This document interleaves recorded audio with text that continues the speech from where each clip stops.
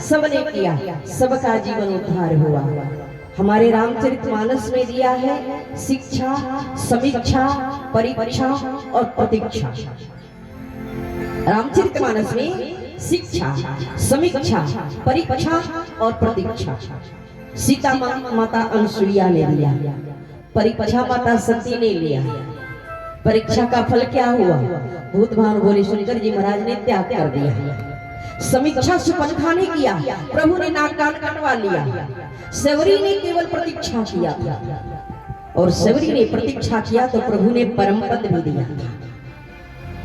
आप कहते हो भगवान नहीं है, पुराण कहता है, संत कहते हैं आज के जमाने में कोई प्रहलाद बन के दिखा दे तो भगवान भी खंबे से प्रकट होकर के दिखाएंगे, ये संभव है। लेकिन जब तक भगवान का भजन करोगे नहीं, भगवान प्राप्त हो ही नहीं सकते। माया सबको घेरती है। माया जब हमारे नारद जी महाराज को नहीं छोड़ी, माया जब हमारे हनुमान जी महाराज को नहीं छोड़ी, नारद जी को नहीं छोड़ी, तो हम जीव हैं, माया तो कभी छोड़ ही नहीं सकते। लेकिन माया से परे होकर के देखिए, जितना समय मिले वो आपका है। सुपनखा ने केवल समीक्षा ही किया था। क्या किया था उसने? समीक्षा किया था। प्रभु के पास गई, प्रभु माता जानकी के साथ बैठे हुए पंचवटी में लखनलाल जी महाराज, और सुपनखा ने अपना रूप ही बदल दिया। सुंदर रूप बना करके गई, नकली रूप गई बना करके, विदेशी संस्कार लेकर के गई थी। सुपनखा जिसका स्वभाव ही सरपड़ी के समान था, भगवान भाव के भूखे हैं, और सुपनखा ने किया क्या? नकली रूप बना करके प्रभु के पास गई। जब प्रभु के पास खड़ी हुई तो बाबा ने लिखा है कि सुपनखा रामन कर वहिनी दुष्ट हृदय दारुण से, जिसका स्वभाव ही सर्प के समान था। जैसे सूर्य का नामक बड़ी सूर्य के प्रकाश को देख करके पिघल जाती है, वैसे सुपनखा प्रभु की सुंदरी को देख करके व्याकुल हो गई। लेकिन एक बात आप विचार करें, एक स्त्री एक पुरुष को देख करके व्याकुल हो जाए, क्यों मानस में दिया गया?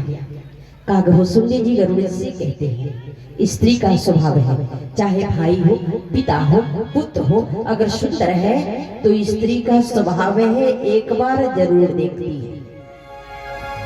सुपनखा बड़ा सुंदर रूप बनाकर प्रभु के पास गई। प्रभु बैठे हुए थे, प्रभु के पास गई तो सुपनखा थोड़ा सा मुस्कुराई, और मुस्कुरा करके उसने कहा कि तुम सम पुरुषना मौसम यह संयोग विधि रचा विचारी। न आपके समान कोई सुंदर पुरुष है, न मेरे समान कोई सुंदर नारी। ब्रह्मा ने सोच विचार कर संजोग मिलाया। सुपनखा इस बात को प्रभु ने सुना।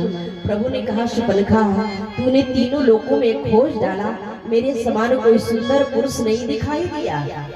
सुपनखा ने कहा, नहीं तो मैंने तीनों लोकों में खोज डाला, न आपके समान कोई सुंदर पुरुष है, न मेरे समान कोई सुंदर नारी। ब्रह्मा ने सोच विचार कर संजोग मिलाया है। प्रभु ने कहा, तूने तीनों लोकों में खोज डाला? बोले हाँ, मैंने तीनों लोकों में खोज डाला, आपके समान कोई सुंदर पुरुष नहीं है। उसने कहा था कि तुम सम पुरुष नमो समनारी, और दूसरी तरफ सुपनखा ने तुरंत कहा कि ताते अवलगी रहाई कुमारी मन माना कछ तुम ही निहारी। क्या कहा उसने? एक तरफ कहा तुम सम पुरुष नमो समनारी, और दूसरी तरफ उसने कहा ताते अवलगी रहाई कुमारी। प्रभु इसकी बात को सुने। एक तरफ तूने कहा तुम सब पुरुष नमो समनारी, और एक तरफ उसने कहा ताते अवलग रही कुमारी। प्रभु ने भाव को पहचाना और बोले, प्रभु सुपनखा तुम ये बताओ, पहले सत्य बोलो, झूठ मत बोलो। सुपनखा ने कहा, सरकार मैंने झूठ क्या बोला? मैंने तो सत्य ही बोला। मैंने तीनों लोकों में खोज डाला, आपके समान कोई सुंदर पुरुष दिखाई नहीं दिया। प्रभु ने कहा, पहले तो यहाँ झूठ बोलना बंद कर दो। सुपनखा ने कहा, मैंने झूठ बोला क्या? प्रभु ने कहा, एक तरफ तू कहती है तुम सम पुरुष नमो समनारी, और दूसरी तरफ कहती है ताते अब लग रही कुमारी, तुम सत्य बोलो नारी हो या कुमारी हो। शूर्पणखा ने कहा नारी किसे कहते हैं, कुमारी किसे कहते हैं। प्रभु ने कहा शूर्पणखा नारी उसे कहते हैं जिसका विवाह हो चुका हो, और कुमारी उसे कहते हैं जो अविवाहित हो। शूर्पणखा ने कहा सरकार तब तो मेरी शादी हो चुकी है। प्रभु ने कहा तुम्हारी शादी हो चुकी, तुम्हारी मांग में सिंदूर क्यों नहीं है। शूर्पणखा बोले सरकार मेरे स्वामी मर चुके हैं। प्रभु ने कहा तुम्हारे स्वामी मर चुके, कैसे मर गए। शूर्पणखा ने कहा सरकार मेरे स्वामी के पास और मेरे भाई रावण के पास एक समान बल था, लेकिन अपने बल को रखने के कारण मेरा भाई मेरे स्वामी को धोखे में बंद कर दिया। अपने बल को रखने के कारण मेरा भाई रावण मेरे स्वामी को धोखे में मार डाला, और जिस समय मेरा भाई रावण मेरे स्वामी का वध किया उसी समय मैंने प्रतिज्ञा कर लिया, मैंने संकल्प कर लिया हे रावण मेरे मांग का सिंदूर तूने धो डाला तो मैं पूरे लंका के नारियों का मांग का सिंदूर धो डालूंगी। इसलिए कहते हैं तुम सम पुरुष नमो सम नारी, यह संयोग विधि रचा विचारी। ब्रह्मा ने सोच विचार कर संयोग मिला दिया। प्रभु ने कहा तब तू चाहती क्या है। शूर्पणखा ने कहा सरकार मैं चाहती हूँ मुझको अपने पास रखो, इस बात को रावण जानेगा, आपसे युद्ध करेगा, आपके द्वारा मारा जाएगा, मेरी प्रतिज्ञा पूर्ण हो जाएगी। प्रभु ने कहा शूर्पणखा मैं तो तुमको अपने पास नहीं रख सकता, मैं मर्यादा पुरुषोत्तम हूँ, मेरे साथ मेरी पत्नी है, लेकिन एक उपाय बताए जब से तुम कुंवारी हो तब से मेरा भैया लक्ष्मण भी कुंवारा है। अहाई कुमार मोर लग बराता, तुम लक्ष्मण के पास जाओ। शूर्पणखा लक्ष्मण के पास गई। लखनलाल जी महाराज बोले मैं उनका सेवक हूँ, वो राजा है, वो कई ब्याह कर सकते हैं, मैं तो सेवक हूँ उनका, मैं सेवा में लगा रहूंगा तो कैसे तुम्हारे साथ जीवन निर्वाह कर सकता।